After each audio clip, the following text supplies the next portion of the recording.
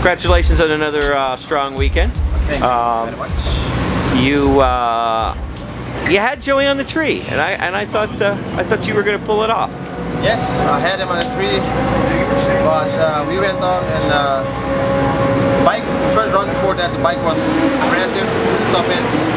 So we went to take power out there. So I know that was 96. So if we took power out there, we have to gain power somewhere. So we went and worked, bring the 60-foot, work on the 60-foot so we can get quicker, because the whole weekend it could get more.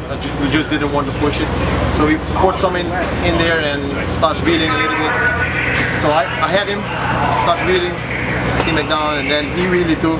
So he was still there, but then he just jumped right next to me. I was still in front till the 8th. And after the 8th, he started around, getting around, and he came next to me.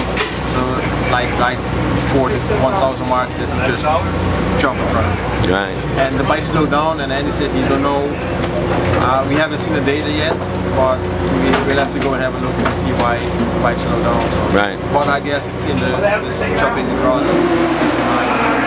That'll do it. Yeah. That'll slow it down. Yeah. So other than that, great weekend. Great weekend. Yeah, the bike ran really strong. Yes. Put up some good numbers. Yes, we wanted to try cool stuff a long time ago, but this weekend was more than trying stuff which didn't work in the beginning, but then in the end we got it in. So now we know where we at for better, so that should be good. And the next race is the big one, the one that put Terrence Angela on the map. That's the big one. Yeah. So now it's the usual stuff, go back to the shop, take bikes apart, and do it all over again. You have any side bets between you and Joey ever about the tree, or about like maybe a side bet on the Battle Royale? No. We never had side bets and stuff. We hardly sometimes make jokes, but nothing, no side bets and stuff. Right. It's just a normal stuff. Right. It's cool. It's cool. Cool racing going, because he's fast, so you have to be on top. You know, you have to be on there to be able to beat him. So I tried. No, you were right there, man. You were right there. So we will keep trying. All right, hey, cool. Thank you. Yeah. Joey. Yo, Tim. Congratulations on another stirring win and another all-DME final. Thank you. Looked for a second there that you know, Terrence got out on you a little bit. It looked. I thought he might have you this time. What do you think? Me too. It was an interesting final. I hadn't wheelied at all, really, except for the one pass I made on Friday, and I had a feeling it might come up at some point in the run because it was getting cooler. And I mean, we had a killer tune-up in the thing, and I had a feeling it was going to come up. I just didn't know when. Yeah. And it turns out on that pass, it was right off the hit. Yeah. So I kind of like evasive action. I kind of short shifted, but he had me by 8 thousandths on the tree, and then when I short shifted, he jumped out about a bike, and then I started reeling him in when he started to wheelie a little bit. Started reeling him in right when I got to him. I started spinning. Yeah. Like a little bit, just rattling the tire a little bit. So I didn't know if he was going to walk around me again, but then it ended up just being a really good race. I think the margin of victory was 44 thousandths, and it's definitely a cool final. Especially when you race your teammate like that, you want to have an interesting race like that. You know? Sure. And it was cool. Sure. I liked it. It was fun. That was probably your closest round of the weekend, you think? Definitely. Yeah, I don't think I had the closest round. I only raced one other person all day today. Yeah, that's right. Yeah, I raced Jason, and he went, what did he go, 14? Yeah, he went like a 14. Yeah. And so yeah, I only raced my teammates today. Unusual. Yeah, well, the first round I had a broke by. Yeah. I forget who I was supposed to race, but I know that the guy broke. Yeah. And then I had Jason, and then I had a buy into the final against Terrence. All right. But yeah, it's I mean, it's kind of tough. I mean, but it's tough racing your teammates. But I mean, I guess when you bring a quarter of the field to the track, you're gonna race. You're gonna race, yeah. It's just you don't know which round, so. And it's always in the final. I hear you. Yeah. And if you're facing Terrence in the Battle Royale again, I mean, if you're facing him in the Royale, What's going to happen this time? What's going to be the outcome? You never know, man. I mean, it's always something different because, you know, today we ran all low 90s. Yep. And Terrence was going mid 90s. He went a 96 the round before that. I went a 91. Yep. And we both fell off a half a 10. Yep. So you really never know what's going to happen. Especially the finals are always, you know, they always wait to the end of the day, and that's why final rounds in Pro Street are so tricky because we're right on the edge all day of wheeling, and then, you know, it cools down 20 degrees, the sun goes down, track temperature goes down a little bit, it gets tighter, and, you know, it's a tuning challenge as well as a riding challenge. You have to be on your toes. So, I mean, yep. Finals are always kind of unpredictable. It's just learning how to kind of swallow your pride sometimes and turn it down a little bit, just for the sake of winning the race. Gotcha. Not trying to necessarily go for a 6.8, you know. And I thought we had a 6.8.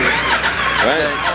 When we went a 691, we had a bye, and I went a 691 with a 1. Yeah. No, I might have been racing Jason. Whenever pass, I went a 691 with a 1 on.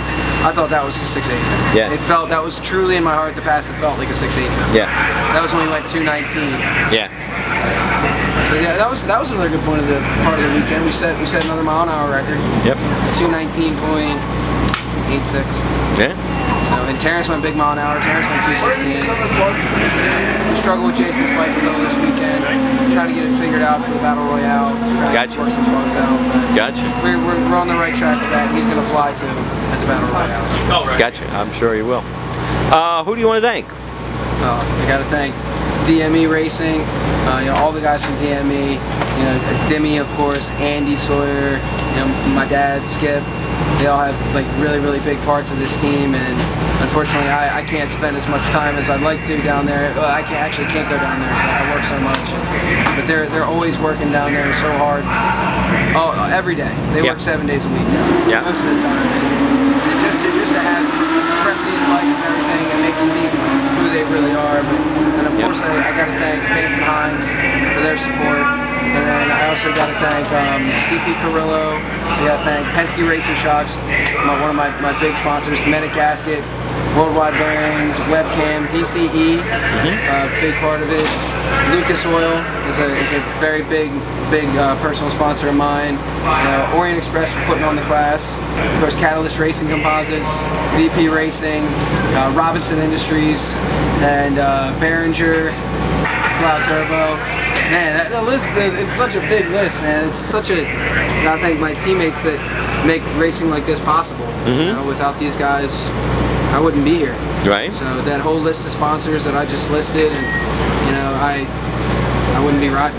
I hear you. So it's cool that they can all come together. They all have enough faith in us to let us have fun with you know, their products and debut their products and show off what they can do. So that it's really cool. I really appreciate all the support. I don't believe you mentioned your mom. Oh yeah, gotta mention my mom, the lady that gave me life. She's an awesome lady. Luckily she came out there. She's right there, right there. My giant, massive dog. What's your dog's name? Blue. You got to thank Blue? What's that? Are you thanking Blue? Yeah, I thank Blue for being awesome. What kind of dog is Blue? He's an Italian Mastiff.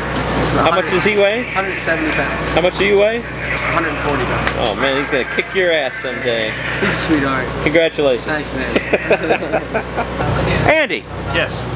Congratulations on another all-DME final. Thank you, thank you. Can you talk about the tuning challenges this weekend? Yeah, this weekend, well, we started out with 90 degrees. I think the highest was 96 degrees on Friday or Saturday morning or something, and then ended up in the 70s today, which we knew it was going to be that way. Yep. With the weather front coming in, the conditions Friday and Saturday were a lot worse than the day. Yep. So we were kind of doing what we could do to try to go fast in qualifying, and then we ended up having the weather last night to where we got our last qualifying shot this morning. Yep. So it was actually kind of nice because it gave us a third round of qualifying and kind of a tune-up shot before eliminations, kind of almost like a shakedown, which was pretty cool. Yeah. So we did that. We were hoping to go a little faster than we did. I think Joey went a 97 on that run. Terrence didn't have a real clean run, and Jason, we've been doing some swapping motors around with his bike, just searching out a problem that we found the problem, but it was, you know, a little bit late, so just didn't have the best weekend. By the time we got it figured out, it was kind of late. Yep. Going into eliminations, so. But yeah, at the end of the day, the weather was nice, the air was better, and the track was on kill and had the the opportunity to go fast, and we won a 90 first round, and then second round won a 93, and then in the semis we had a buy run in the semis. In the final we were kind of pushing a little bit, trying to go for an 80, and it ended up on a 91. It's just something about pushing over that number. We went our best front halves today. We've done some of our best back halves. We just got to put it all together in one, one package. A little bit of wheeling down track and stuff like that. It's just got to make it all work. We kind of use this race as a pre-battle royale tune-up. Trying to try some stuff and figure some stuff out. I hear you. Be able to hopefully go really fast with all the bikes down there. I hear you.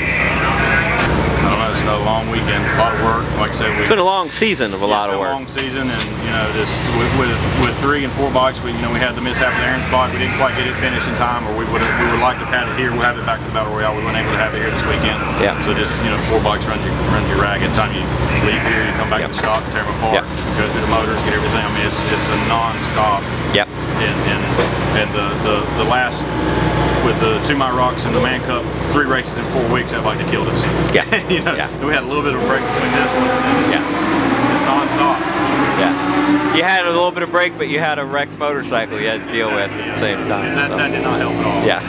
Straight back, trying to rebuild a whole bike and all that, and just a few things held us back. Couldn't get the line harness finished. A few things just what didn't happen. So. Yeah. So does Atco compare favorably, you think, as a track for Pro Street bikes? Oh yeah, I love it. I mean, now with the new surface, with the 1/8 mile long, with the new asphalt, it's awesome. It's smooth. It's fast. They do a really good job on the prep. Yep. Weather here's air seems to be good. There's a lot of trees around, a lot of oxygen. So I mean, it's a go fast racetrack for sure. Cool. I know Jason Miller was wanting to see an 80, and I know he wanted it at his track, but we were trying to do it here too. So, Right. Anywhere we have opportunity, we win a 92 at Rockingham. We weren't expecting that, but I mean, sure. So just try to go fast anywhere we can go. Sure. Jason helped run the event here, or ran the event, or whatever. He did an awesome job, like always. Did you do anything new at this race? We did switch fuels in the bike. We've been having a little bit of issues with, not issues, but our tuning window with C16. We're sponsored by VP. We use all the stuff, so we switched from the VP C16 to the VP import. Okay. And right away, Jason's bike didn't respond because he was having problems with it. The other 2 bikes right off the trailer, Joey won a 701 to 216 wheeling, not even a clean pass. And then, once we kind of got a handle on what the fuel wanted, the different, And what's the main difference between the 2 fuels? Mainly it's an oxygenated fuel, so it carries oxygen in it. The C16 is a non-oxygenated fuel. Okay. It does have a little bit more octane, and then some other, but that's the main thing. Is just it does have oxygen in the fuel, so it requires more fuel, but when it comes down to it, and once you get it right, it should make more power, and it does seem to reset the mile-an-hour record today. Went 219, and then what did we back it up to? We went 219, 216, right? 218. 218. Yeah, so the mile-an-hour record should be 219 something today, so that's cool. I mean, went 91, and Terrence's bike, he the fastest mile-an-hour, he went 216. It was both bikes were flying until the final round. Joey was in the 6s all 4 rounds, right? And Terrence was when the 7 flat in the final, so it would have been both bikes 6-second passes all through eliminations, other than the 1-7 flat. So that's can't ask for much more than that. I hear you. Cool. Congratulations. Thank you, man. Appreciate it. Yeah.